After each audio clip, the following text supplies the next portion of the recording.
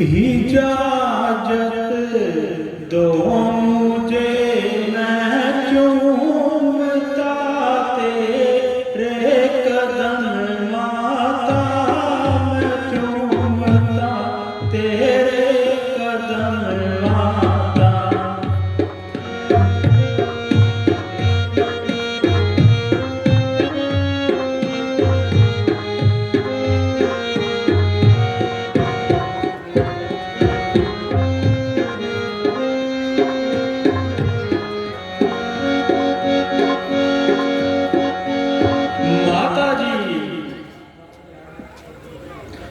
मुझे इजाजत तो दीजिए, यहाँ मुझे एक पल भी ठहरना मुश्किल है।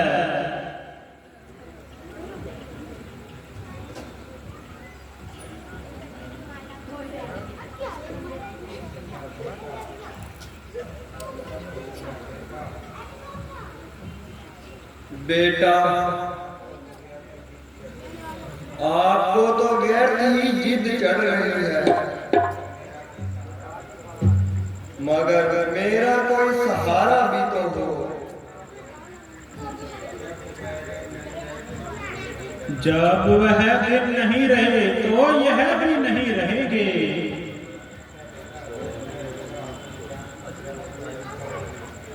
अच्छा बेटा, जिस तरह होगा अपनी जान पर जबर करेंगे।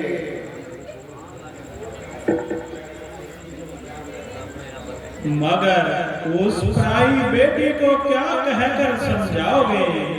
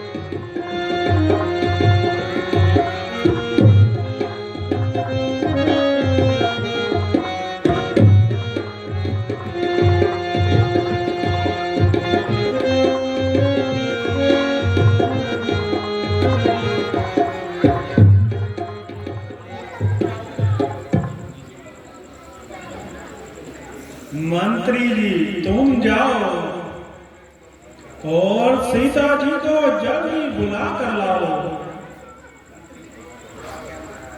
जो आज्ञा महाराज।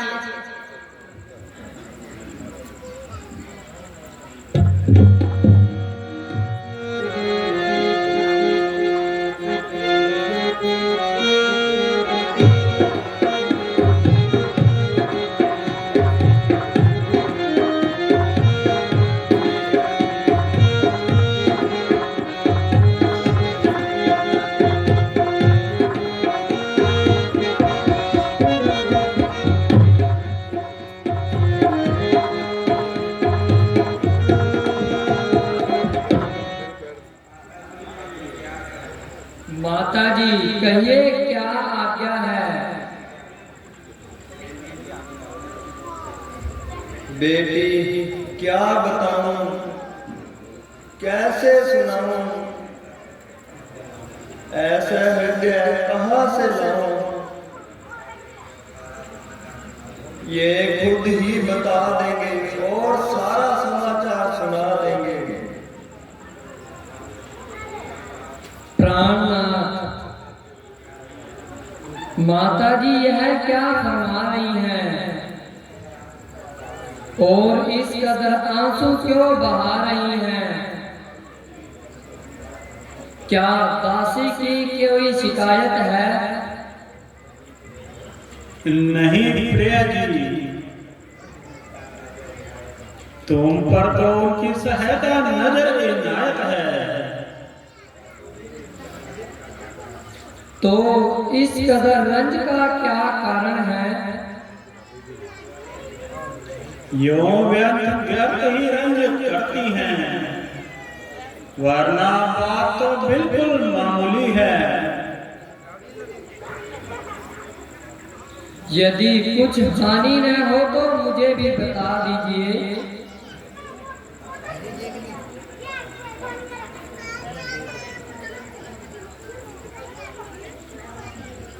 मैं तो हुक्म पिता का मान आज ही जाता हूँ वन को। मैं तो हुक्म पिता का मान आज ही जाता हूँ वन को। 14 साल का है वनवास, आऊँ काट तुम्हारे पास।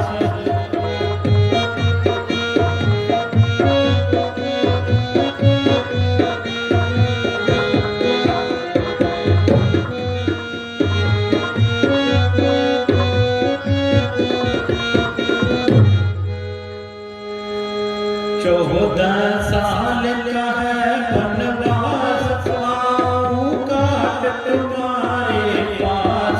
तुमने होना नहीं उदास, रौनक देना इसी महल को।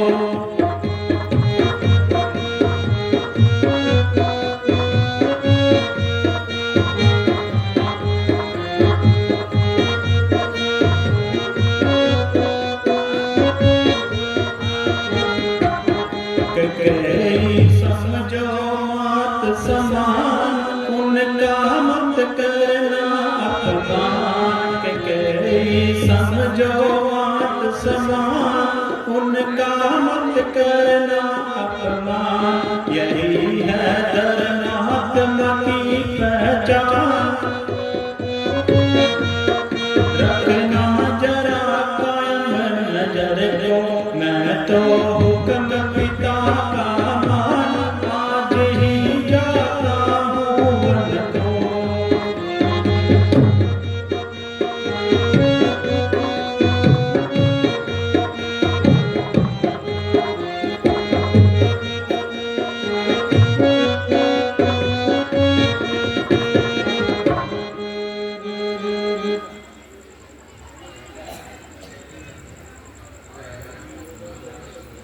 रहना नहीं यहाँ मंजूर, आपके साथ चलूंगी वन में। रहना नहीं यहाँ मंजूर, आपके साथ चलूंगी वन में।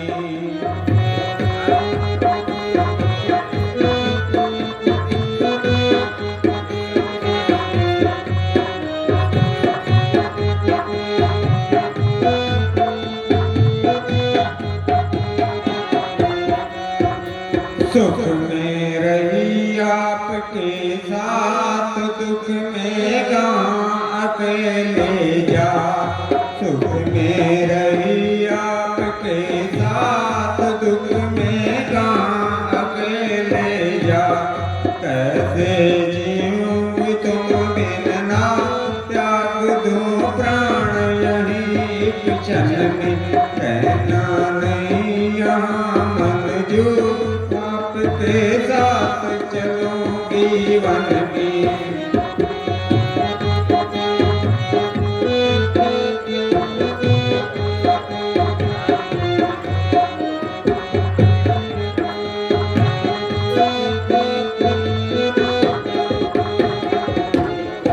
अयोध्या वही जहाँ पर राम, यहाँ रहने का क्या परिणाम। अयोध्या वही जहाँ पर राम, यहाँ रहने का क्या परिणाम। करो जो तुम वन में विश्राम, काम है क्या मेरा महलन में। रहना नहीं यहाँ मंजूर, आपके साथ चलूंगी वन में। रहना नहीं यहाँ मंजूर, आपके साथ चलूंगी वन में।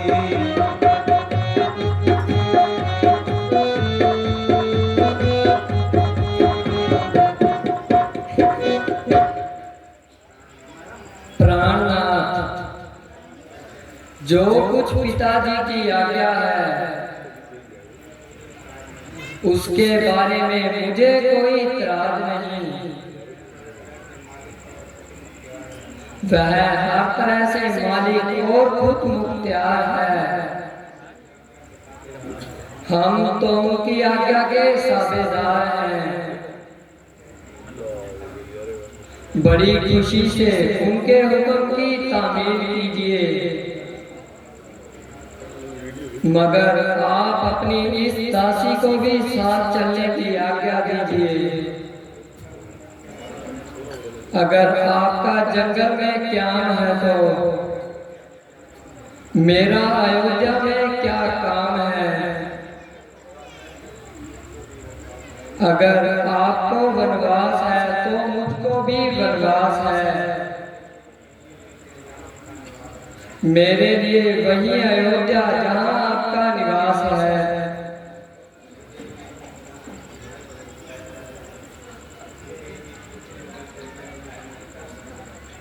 पिरे जी, तुम जंगल के कष्ट सहन नहीं कर सकोगी। वहां आपको बहुत कष्ट होंगे। आपके चरणों में रहकर मेरे सारे दुख दूर हो जाएंगे। वहां जंगली जानवर आपको बहुत सताएंगे। हम उनसे अपना दिल बहलाएंगे। तुम मुसीबत के वक्त मेरी सहायता करो, जो आर्य स्त्रियों का काम है। मेरा साथ जाने का भी तो यही परिणाम है। तुम तो मन तक लड़ा रही हो और बात को कहीं से कहीं पहुंचा रही हो।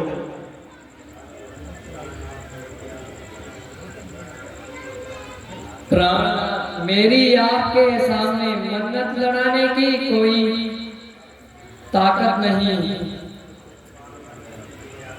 सच पूछो तो बात करने की भी लियाकत नहीं।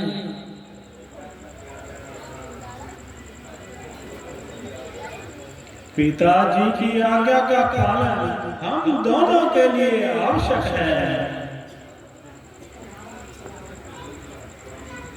स्वामी जी, मुझे आपकी आज्ञा हर तरह से स्वीकार है। मगर सीता अपने पतिव्रत धर्म से लाचार है।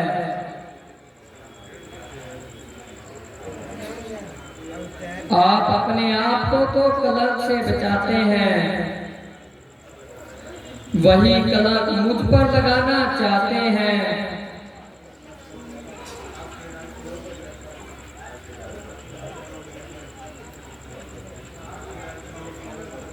आखिर असलों की असल, मरते मर जाऊंगी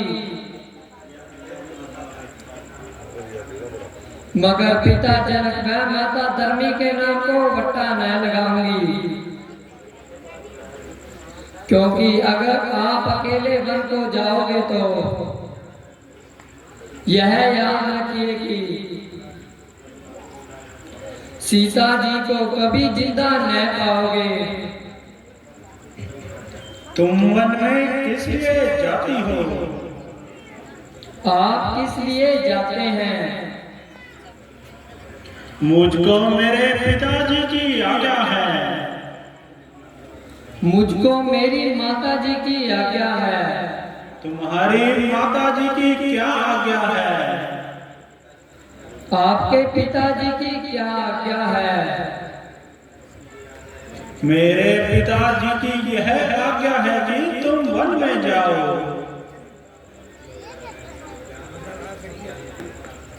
मेरे माता जी की यह आज्ञा है कि जहां तुम्हारे पति जाएं, उनके साथ जाओ।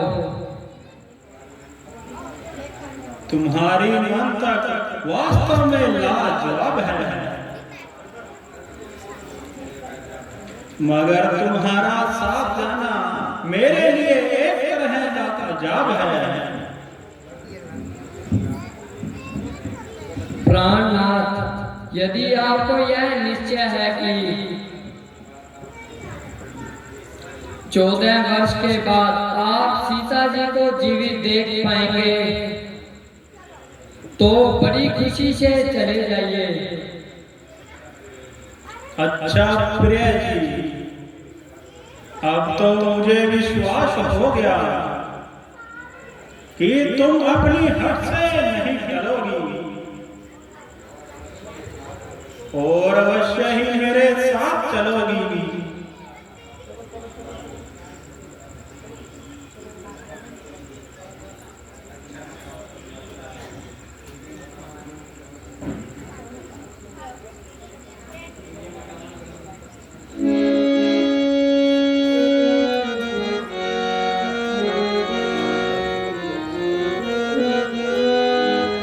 अच्छा, तो अब माताओं को नमस्कार कीजिए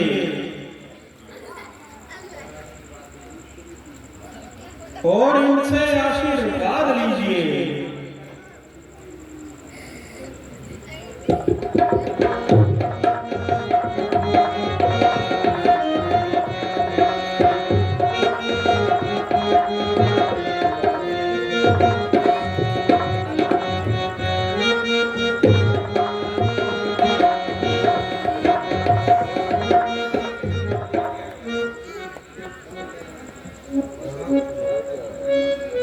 माता जी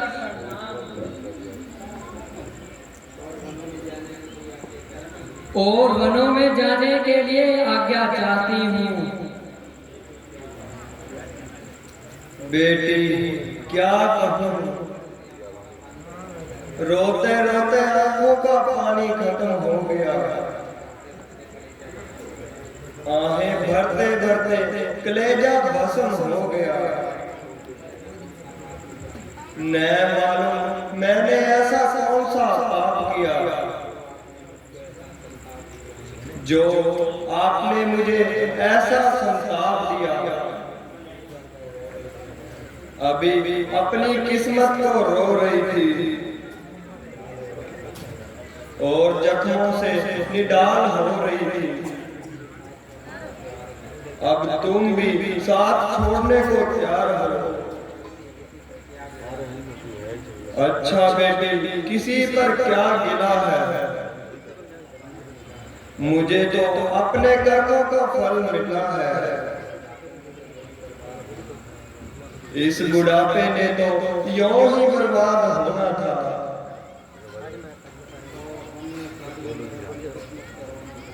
और हमने सारी उम्र अपनी किस्मत को रोना था।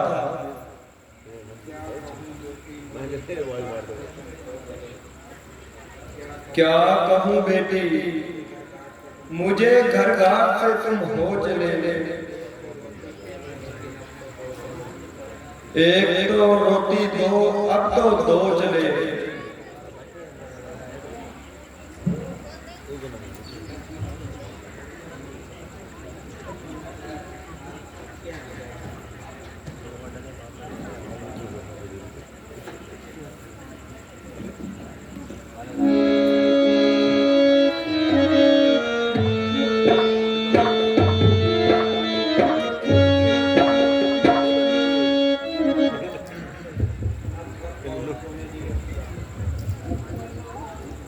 अब तक बहुत खूने जिगर किया और आपको जब्त किया,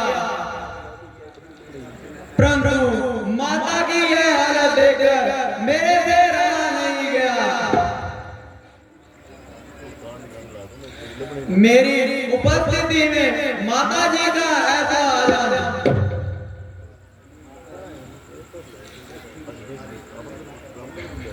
माता जी लक्ष्मण आपके चरणों में कुर्बान है।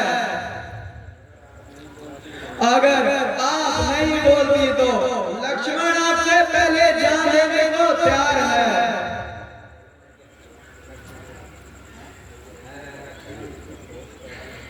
है लक्ष्मण, कुछ होश करो। ऐसे कायर शब्द अपने मुंह से न निकालो।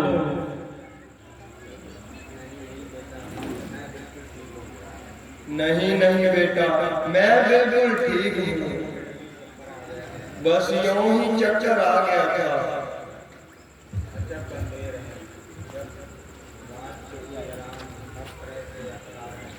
अजब अंधेर है, जब राज के लिए राम हर तरह से तैयार है, तो कोई दूसरा इसमें कैसे आ सकता है?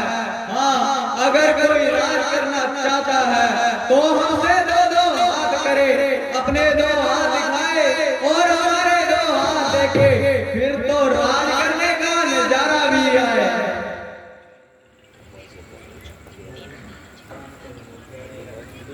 प्यारे लक्ष्मण, मुझे अफसोस है कि तुम्हारी तबीयत में इस कदर क्यों जोश है। जरा सोचो, किसके हाथ देखोगे और किसको दिखाओगे। कुछ न सोचते हो और न कुछ विचारते हो। बगैर सोचे समझे ही मुख से बातें निकालते हो। मालूम नहीं तुम क्या ख्याल कर रहे हो और ऐसे शब्द किसके लिए अपने मुख से निकाल रहे हो। अपने आप को जरा संभालो और ऐसे विचार दिल पर न लाओ। तमाम कुल का नाश हो रहा है। उधर पिताजी की तबीयत खराब है और माता जी भी जान को खो रही है और सीता माता भी बेचारी जमीन पर पड़ी रो रही है।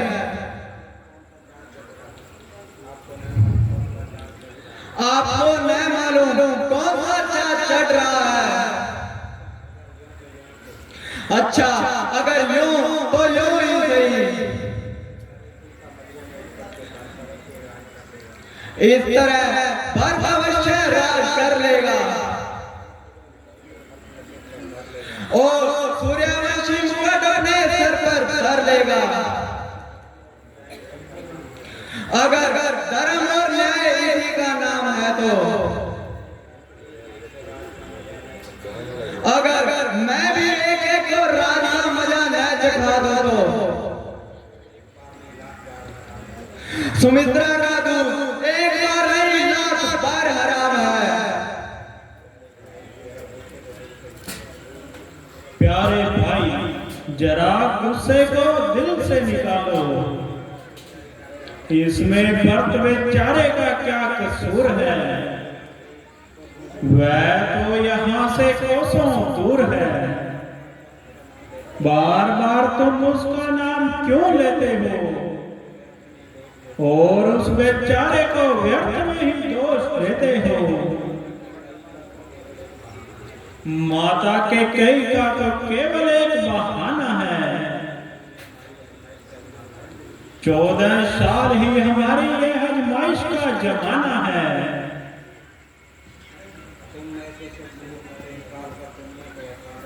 तुम ऐसे शब्द अपने मुंह से निकालकर दुनिया को हंसा रहे हो। बहुत अच्छा, अगर रघुकुल की यही रस्म है तो और अयोध्या में रहना मेरे लिए भी पाप है। जीते जी अपना साथ नहीं छोड़ूंगा। यदि तुम भी साथ चलोगे तो भक्त बेचारे का क्या हाल होगा। लक्ष्मण ने ऐसा कहना था। इस अवस्था में उसका जिंदा रहना सख्त दुश्वार है।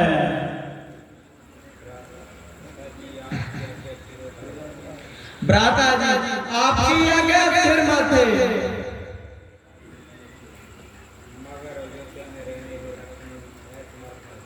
लेकिन अयोध्या में रहने से लक्ष्मण असमर्थ है। मैं इस अवस्था में इस जगह पर नहीं रह सकता। आप अब मुझे यहाँ छोड़कर जाएंगे यह शरीर तो जरूर जा रह जाएगा, परंतु प्राण आपके साथ जाएंगे।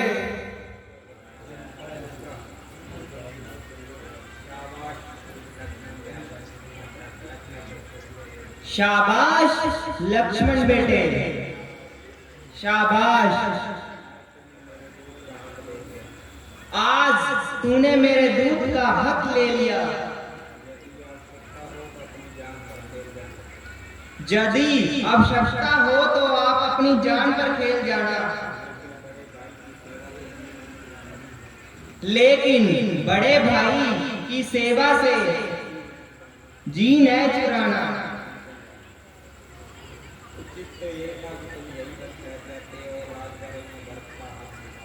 उचित तो यही था कि तुम यहीं ठहर जाते और राज कार्यों में भरत का हाथ बढ़ाते। हाँ, अगर चलने का इरादा है तो अब देर करना बेफायदा है। माताओं को नमस्ते कीजिए और जंगल के रास्ते बढ़िए।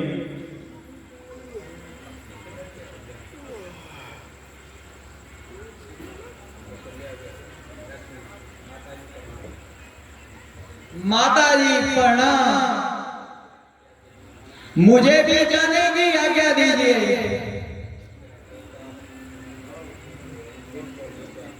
बेटा, दिल तो नहीं चाहता कि तुमको यहाँ से विदा कर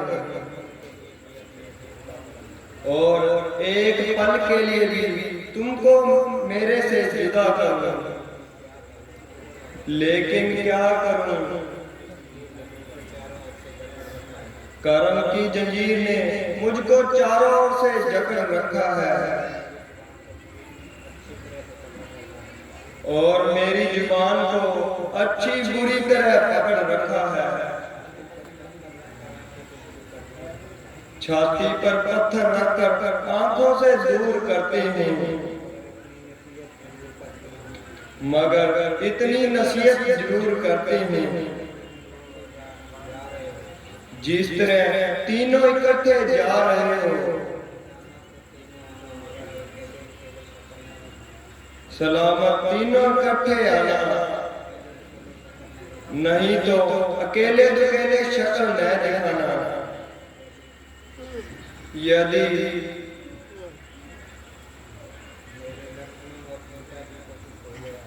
मेरे लक्ष्मण और सीता जी को कुछ हो गया तो रामचंद्र जी आप भी मुझको शक्ल न दिखाना।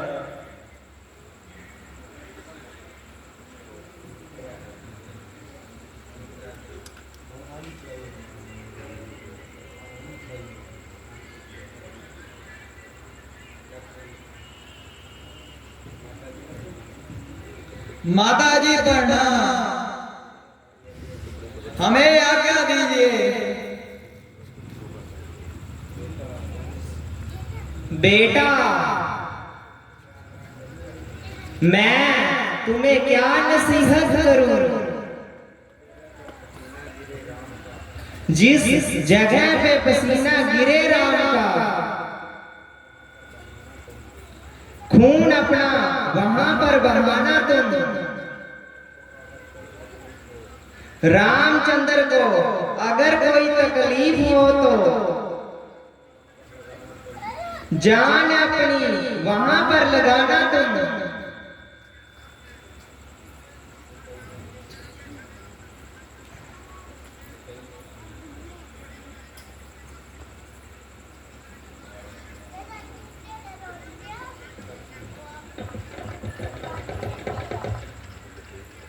माता जी प्रणाम,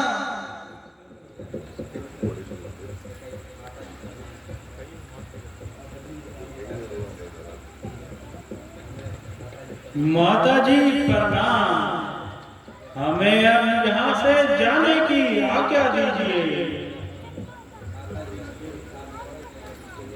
माता जी मुझे भी साथ चलने की आज्ञा दीजिए।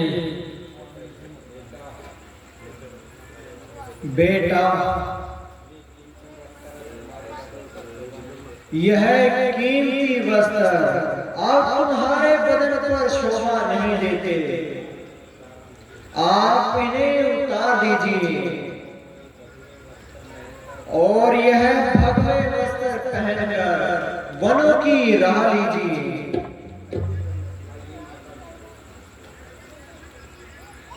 लाइए माता जी, आपका फरमाना बिल्कुल सही है। कहिए, कोई और कसर तो नहीं रही है।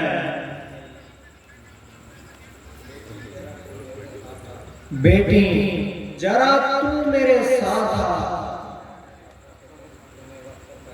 ताकि मैं तुम्हें अपने हाथों से वस्त्र पहना दूं।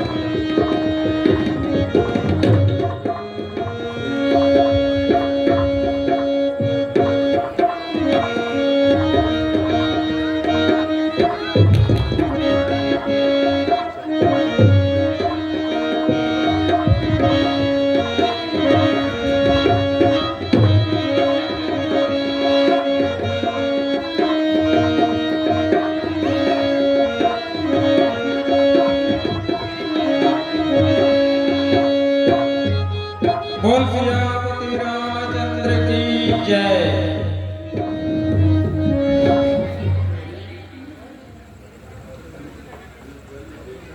₹50 मस्तान और तनीश, ₹50 ताराचंद जी, ₹101 दौलचंद जी सामा, ₹50 गोपालदान, ₹550 संजय सिंह बिगर से,